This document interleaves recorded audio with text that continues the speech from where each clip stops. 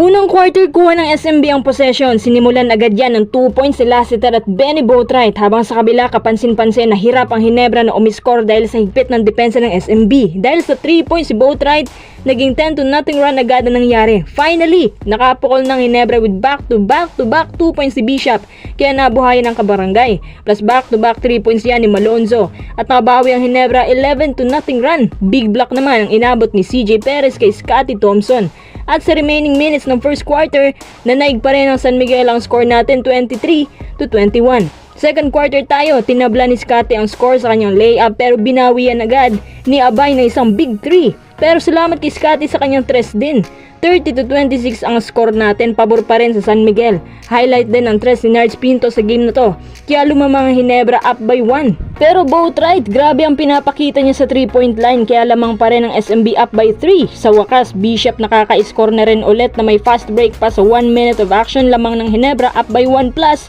Dinagdagan pa yan ng malakas ang layup ni Scottie kaya sa first half ang score natin 46-43. Ikatlong quarter, umaandar na ulit si CJ Perez sa kanyang 3 points at layup ni Boatwright kaya 5-0 run agad.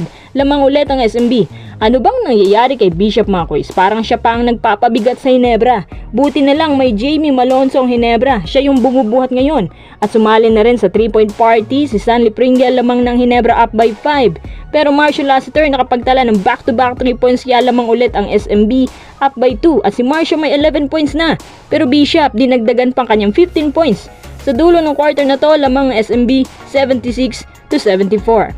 Huling quarter tayo, Jeron Teng dumagdag ng 4 na puntos para sa San Miguel plus 3 points po yan ni Trollano. Namamaga ang kalamangan ng SMB pero bumawi naman si Maverick.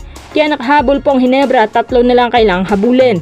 Habang numinipis ang oras, ganun din ang chance ng Ginebra na manalo. Pero nakapukol pa si Malonzo ng 3. Pinatay naman yan ang layup ni CJ at hindi lang yan, naka 3 points pa si Boatwright. Kaya sa dulo ng quarter na to, kuha pa rin ng SMB ang game 2 at hindi magawang makatabla ng Ginebra.